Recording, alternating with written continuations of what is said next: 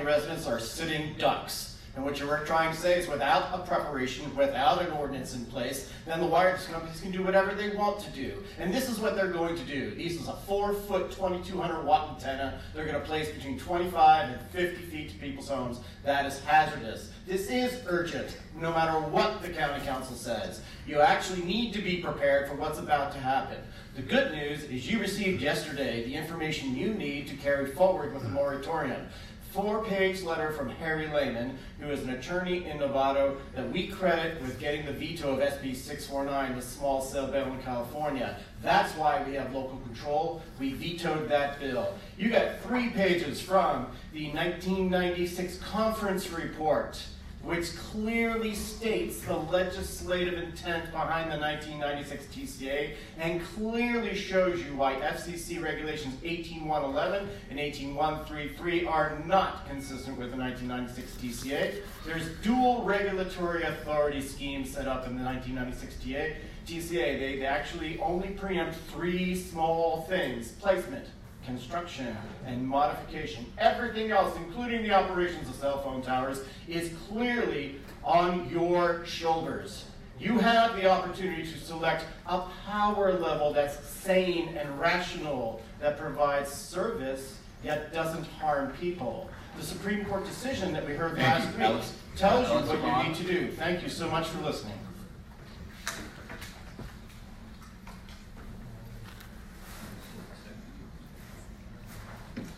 Hi, my name's Alex Crow and I'm a licensed physical therapist here at Santa Rosa. Last year, I was diagnosed with a high-grade stage 3 malignant tumor in my neck. Coincidentally, around the same time it was removed at Stanford, the results of the largest ever randomized controlled trial on the carcinogenic effects of microwave radiation was released by the National Toxicology Program. And it clearly showed a cause and effect relationship between microwave radiation from cell phones and cell towers and 2 types of cancer, one being glioblastoma and the other being a malignant schwannoma, the same type of cancer the pathologist at Stanford said I had.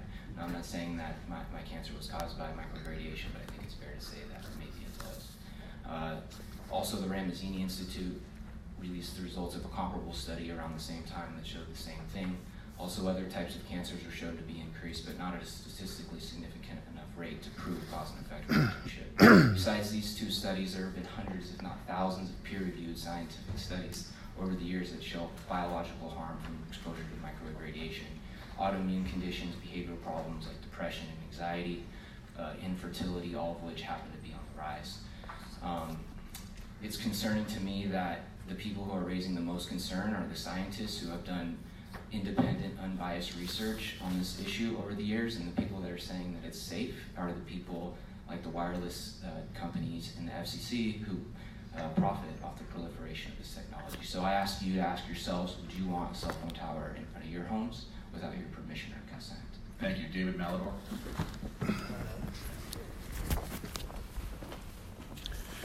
The next generation of wireless technology is being branded by Big Telecom as 5G for 5th generation. It means putting powerful 4G antennas too close to the ground and too close to people. Some of this wireless telecommunications facility, or WTF, infrastructure has already been installed throughout much of Santa Rosa, Sacramento, LA, and various other cities throughout the US. These small cells, as they are branded, are actually close proximity microwave radiation antennas that are being installed on utility and light poles outside of people's homes in the middle of neighborhoods. 4G and 5G this close will negatively affect your health and that of your families if you allow these installations to continue en masse like Big Telecom wants. I ask that we do what other areas like Sebastopol, Mill Valley, and Petaluma are doing and create an urgency ordinance and a moratorium against installations while the federal case in the Ninth Circuit proceeds. Anyone informed and educated on the effects of densified 4G and 5G infrastructure to safety, privacy, and property values is opposed to this rollout. The problem is most people are simply oblivious and uneducated on the matter or incredibly naive and apathetic. I respectfully ask that you all not be this way when it comes to this matter that affects us all. The burden of proof is on the telecoms to establish that it has a significant gap in coverage that is preventing customers from making calls and texts in order to preempt local authority for the placement of these WTFs. Since we already have many 4G macro towers throughout the county, some even insidiously disguised as trees called monopines, we already have sufficient wireless telecommunications service. Despite this fact, 4G and 5G is being sold as being better, faster, and more connected to the Internet of Things. Bernard. without any regard for the substantial negative health effects. I don't think I've had my 3 minutes, have I? No, you got a minute and a half, like everyone else. Scientists from all over the world are saying that cancer rates will significantly increase if this successfully is rolled out, and it's up to you to stop it. What we are trying to do is freeze this thing for 2 years. That's what a moratorium does. The other thing that does it is that lawsuit in the Ninth Circuit. You just sit there and you just, hold on, Judge. Don't want this case to go forward because it's already 4 levels above you in the Ninth Circuit Court of Appeals. Let's just freeze it right now and we'll go along with whatever the Ninth Circuit says. That's exactly how you get out of every lawsuit. That's not going to cost your city or your town much. And now we build in a 2-year timeout. And this is the strategy. And we are going to flood this place next week, and we're going to shut down the system.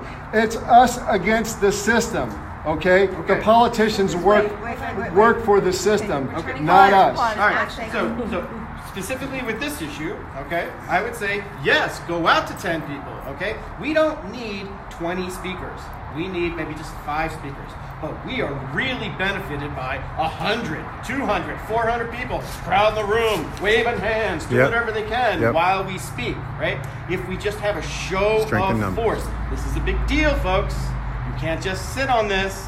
They're used to people coming in, saying their thing, walking away, and not coming back for 2 years. Oh, no. Next week, the next week, the week after, that is how you will get this done. They may not get it done in 1 week. Okay, force them to do it in 2 weeks or 3 weeks. Don't let them do 4 months down the line. My God, they're going to sell down all of your futures just because they're lazy. Okay? So don't let them be lazy. Summarize that to screen grabs into a PowerPoint. It goes right into the public record. You got everything you need to say, hey, there's no preemption here. We got coverage. I don't really care if you want to do a video subscription. You don't have preemption for that. We can all make calls. Period. The end. Take a hike. That's what you can do. But you need the evidence in their public record. How do you do it? You make videos, you make PowerPoints. That's easy. Also, we need to collaborate with the call of action on our Sunday calls so that each of us can make sure we do the action. You bet. We want everybody out there in their neighborhood to do one of those videos. We'll host it on mystreetmychoice.com. Make a little PowerPoint presentation. Bury the public record. That's the point. If you bury them with 50 analyses of no significant gap in coverage, where are they going to go? It's going to come through, and we're going to appeal it right away. We're going to say, look at the public record. We have it on record? Okay? This is how you win. You win by putting substantial evidence in the public record. 2 other things. Never say the word concern. That is the universal word of dismissal. You will see on every word that they write back to you, thank you for sharing your concerns about blah, blah, blah, blah, blah. What that really means is, oh, great, they just bought the fact that we characterize their comments as a concern, and we don't have to do shit for you people. So just a concern. You say, we're aware of the hazards. Okay. The harms, the hazards. No one is concerned. It is this little insidious game they play. And they say, oh, we talk about concerns all the time, so hopefully you pick up to talk about concerns. And they are just so happy when you do, because they go, great, all those comments, strike them off, we don't have to deal with that. Health hazards. These people that put real evidence in, oh health my hazards. God, we got to deal with that. That's the game. You can't stack the public record. You have to take notice of health hazards. You know. Of no need for these cell towers. All right, so the other thing that we are doing, this doesn't involve you so much, we are penetrating the lawyers who are making the cases to the Ninth Circuit. We want to stay right there. If we get a stay right there, it makes our lives a lot easier. We can't count on it. That's why getting a moratorium gets you a stay in Sonoma County, and a stay in Petaluma, and a stay in Sonoma, and we just keep putting Swiss cheese hole stays all over the map.